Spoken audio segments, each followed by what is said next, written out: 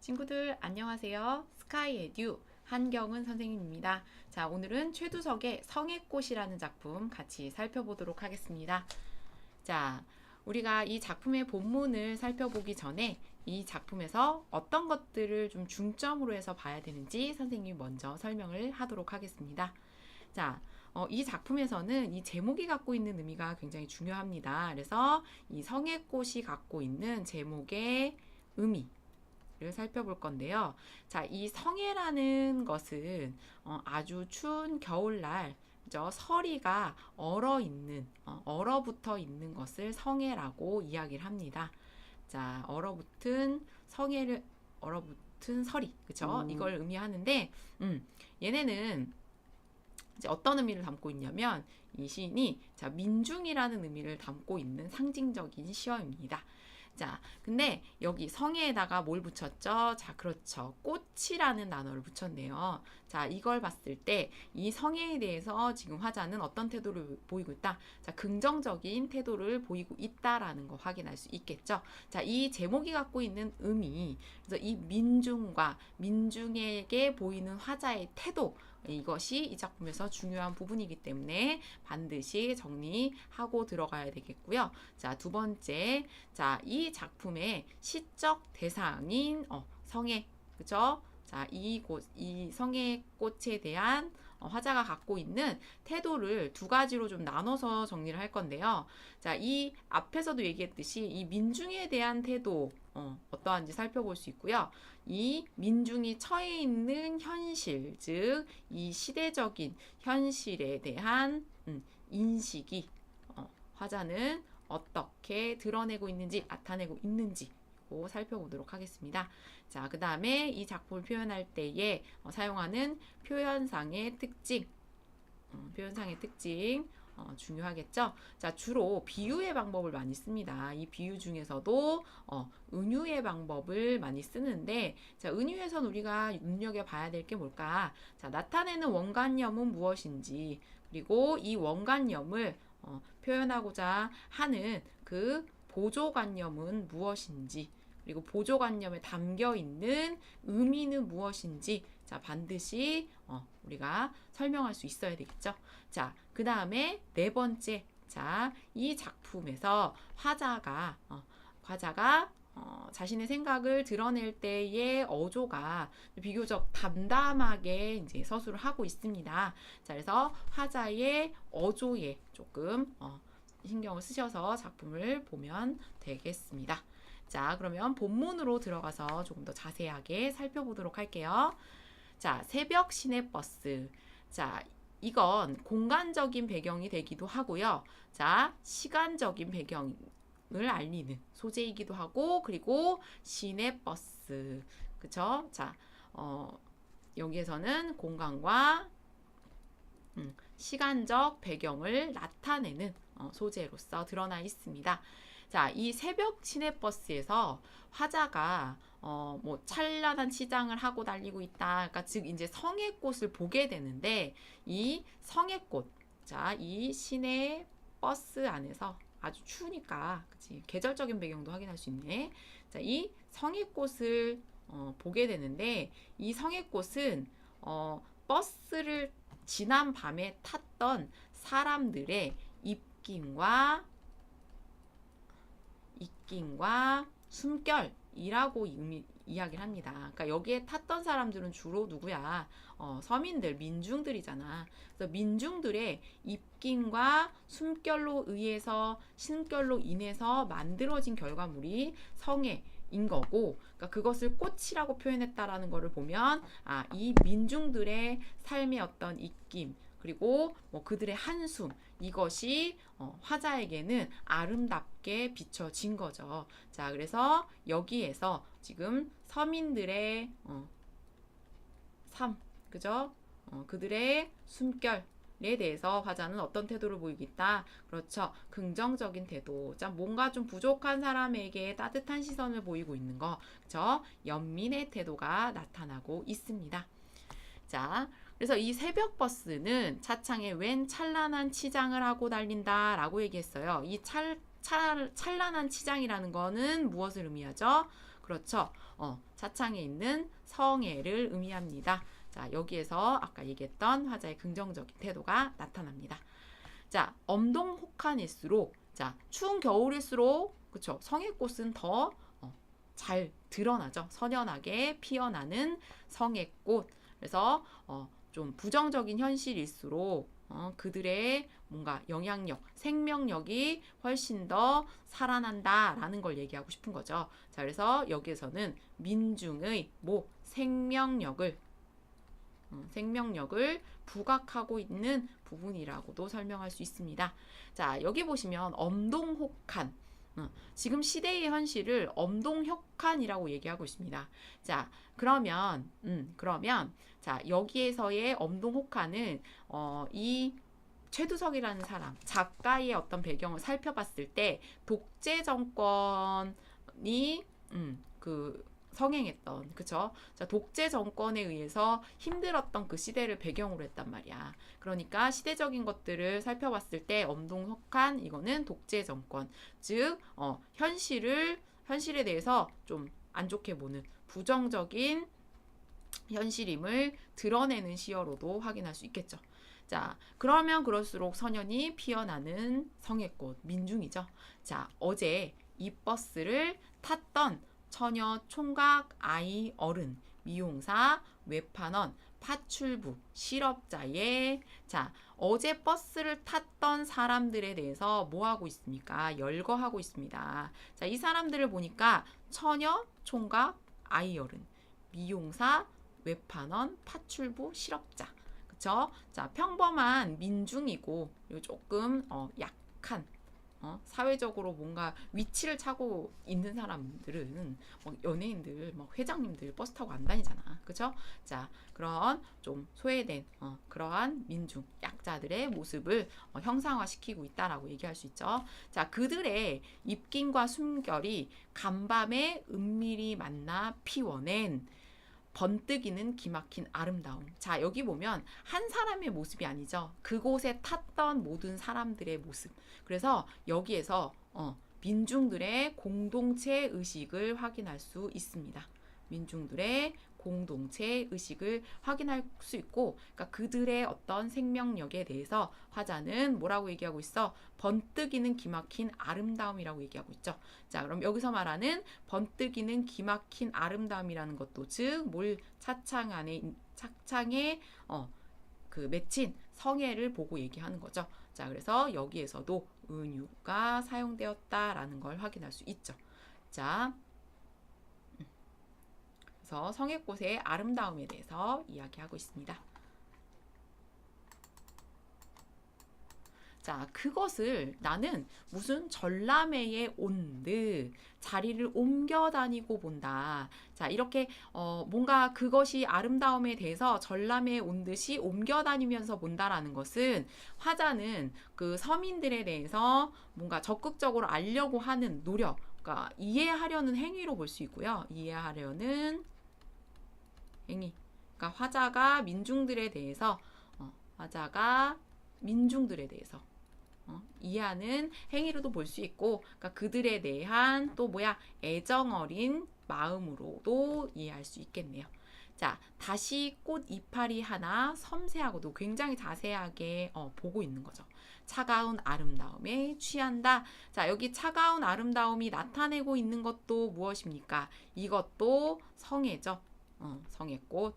자, 그래서 이것도 은유. 자, 근데 여기 보니까 차가운 아름다움이라고 얘기했네요. 자, 차갑다라는 거는 이 작품에서 주로 부정적인 시어로 나타냈잖아. 근데 이것이 어떻다? 아름답다라고 표현하고 있죠.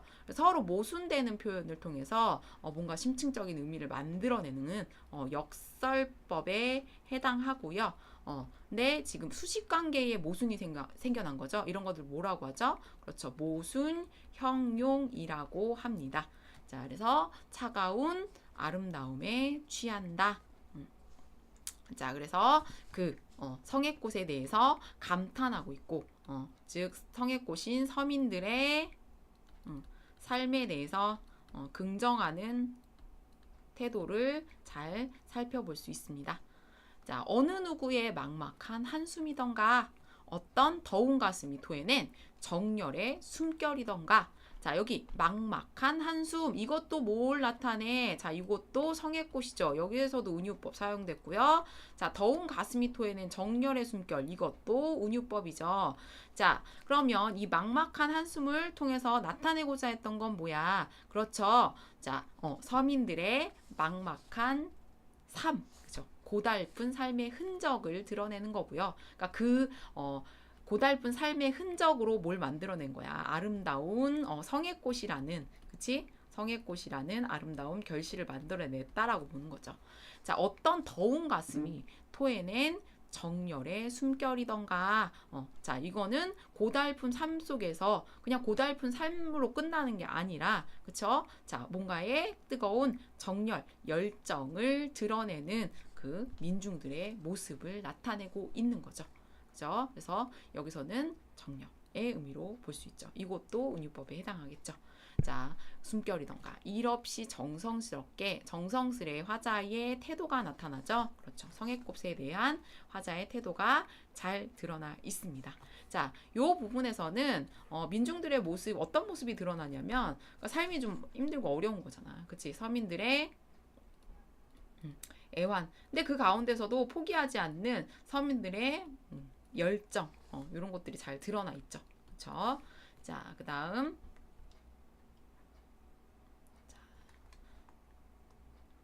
자, 성의꽃 정성스럽게 한 입 한 입 지우고 이마를 대고 본다. 자, 유리창에 이마를 대고 보는 거죠. 자, 그럼 뭐야?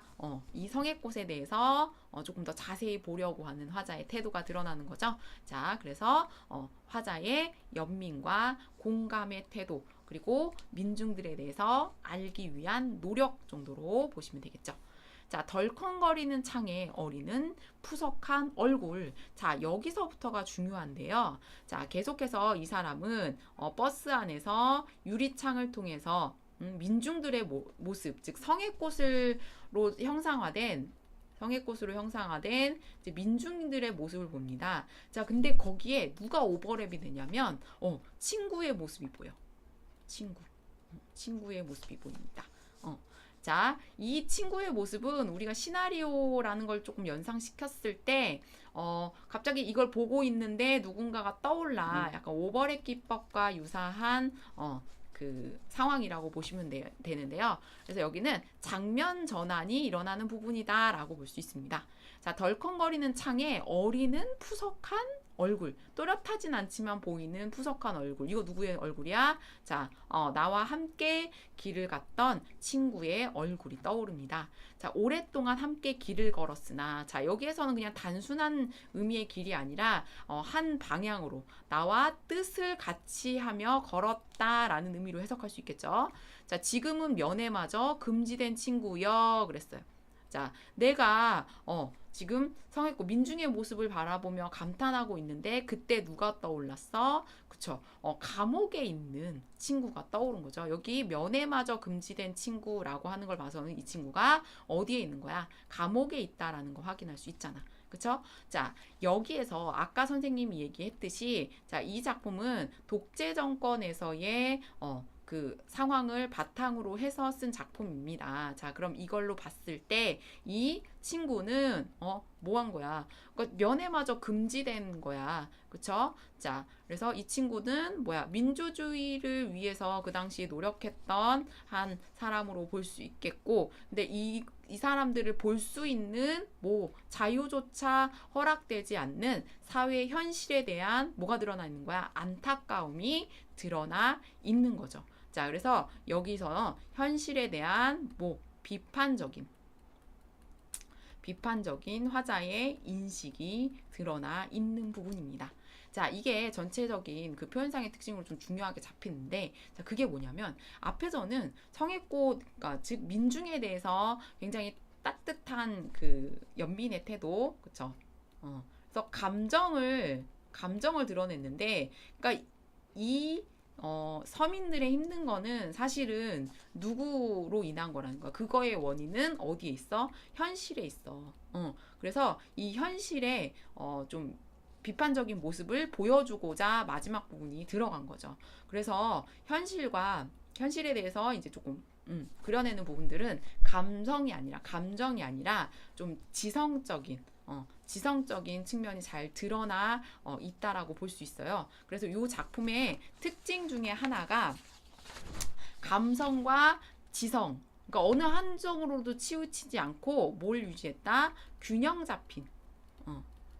잡힌 시선을 유지하면서 작품을 써내려갔다라는 게 특징이고, 그러니까 뭔가 서민들에 대한 태도들은 드러나 있지만, 그러니까 그것에 대해서도 조금 감정을 좀 절제하면서 표현하기 위해서 평서형 어미들을 사용했고, 담담한 어조로서 표현했다라는 게 이 작품의 중요한 특징으로 잡힙니다. 그래서 마지막 부분까지 우리 친구들이 전체적인 내용을 잘 살펴봤네요. 자, 그러면 밑에 있는 그 내용들을 정리하면서 앞에 했던 것들도 다시 한번 복습하도록 할게요. 자, 이 시는 전체적으로 뭐 성애를 표현하는 민중의 모습을 성애로 그려냈다라는 거, 뭐 이런 걸 통해서도 감각적이고 좀 상징적인 그 의미들이 담겨 있는 작품이고요. 그리고 그 민중들이 살아가고 있는 현실, 뭐 친구의 모습을 보여주는 부분에 있어서도 현실 좀 비판적인 의식이 담겨 있습니다. 그래서 현실 참여적이다라는 말로 표현할 수 있어요. 그래서 현실 비판적이다라는 말과 같은 의미다라고 보시면 되고요. 자, 그래서 이러한 방법들을 통해서 지금 서민들의 삶에 대한 애정, 자, 애정과 그리고 또 뭘 드러냈어? 현실에 대한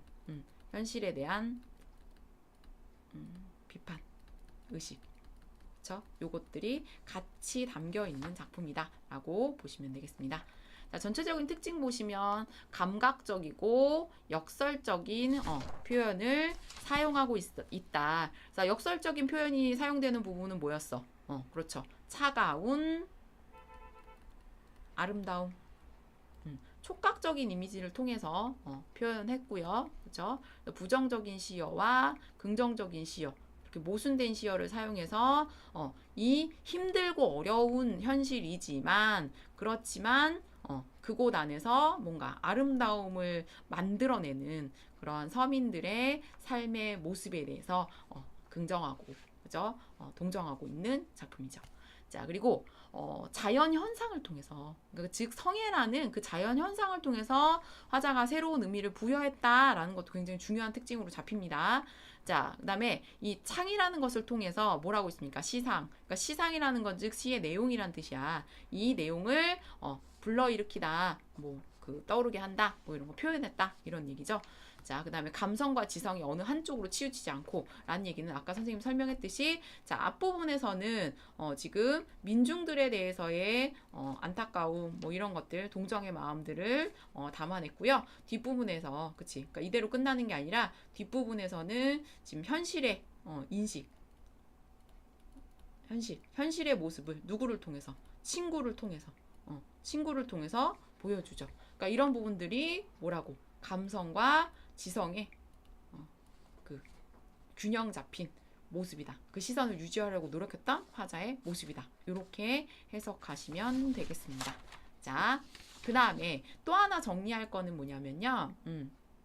앞에 작품으로 다시 한번 넘어가서 살펴볼 건데, 자, 볼게요. 자, 아까 이 작품에서는 은유가 중요하다고 했잖아요. 그쵸? 그래서 거기, 자, 은유법이 사용된 부분 보시면, 자, 첫 번째 뭐였어? 찬란한 치장. 그죠? 얘가 나타난 바도 성애였었죠? 자, 찬란한 치장. 이걸 통해서 화자의 태도 살펴볼 수 있다라고 얘기했고, 그 다음에 두 번째 뭐였죠? 자, 번뜩이는 기막힌 아름다움. 자, 요것도 성애를 나타내는 보조관념으로 볼 수 있고, 그 다음에 세 번째 차가운 아름다움에 취한다. 차가운 아름다움. 자, 요것도 성애 곳의 보조관념.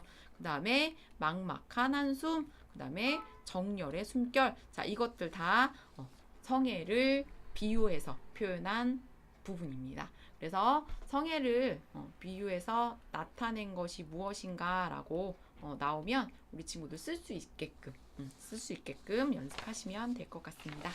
자, 오늘 그럼 배웠던 내용들 문제를 통해서 마무리 정리하면 될 것 같네요. 자, 문제 보도록 할게요. 자, 감각적인 표현을 동원하여 대상을 묘사하고 있다. 전체적으로 뭐 촉각적 이미지도 많이 쓰이고, 그치? 그리고 비유, 이런 방법들을 통해서 대상을 묘사하고 있죠. 자, 그래서 맞는 선택지. 그다음 시적 대상에 대한 시적 대상 누구? 성애꽃으로 형상화되는 민중에 대한 연민과 애정의 태도. 제목에서도 확인할 수 있다라고 이야기했습니다. 자, 그다음 자연물에서 그러니까 자연물에서 삶에 대한 교훈적 의미를 발견한다. 자, 자연물을 통해서 뭐였지? 성애꽃이었죠. 자, 이걸 통해서 화자가 그 대상에 대한 어떤 의미를 나타내고 있는 건 맞죠. 그치? 그 사람들에 대한 뭐 연민, 그죠? 그리고 뭐 애정 이런 것들을 드러냈지만 이 삶에 대한 교훈적 의미를 드러냈다라고 보기는 어렵죠. 자, 그래서 X. 그다음 화자는 부정적 현실에 대해 적극적으로 저항한다. 부정적인 현실이 드러나 있지만 어떻게 해야 된다라는 하겠다라는 의지 내지는 저항의 태도가 나타나 있지는 않습니다. 그래서 뒷부분이 연결이 잘못되어서 이건 틀리다라고 봐야 되겠고요. 그 다음에 감각적이고 역설적인 방식을 통해 전체의 내용을 전개하고 있죠. 그래서 이건 맞는 선택지. 그 다음에 마지막 보시면 화자는 현실 세계에 대해 회의를 품고 이상 세계를 꿈꾼다. 현실에 대한 비판을 담고 있긴 하지만 회의적인 모습도 보이지 않고요. 그리고 이것을 통해서 무언가를 얻겠다라는 이상 세계도 드러나 있지 않기 때문에 이 선택지는 틀리다라고 볼 수 있겠죠. 우리 친구들 그냥 현실 세계 별로 안 좋대. 그러니까 부정적인 맥락 갖고 찾아내는 건 좋은데, 그러니까 정확하게 어떤 어휘들로 표현되어 있는지를 판단하고 고민해보는 연습이 돼야 문제를 풀 때에 정답률이 올라갈 수 있다라는 거 꼭 기억하시고 매일 작품을 해석하는 능력도 기르는데 신경을 쓰시고, 그리고 이렇게 나오는 문학 개념어들도 정리하는 데 소홀히 하지 않기를 바랍니다. 오늘도 고생하셨고요.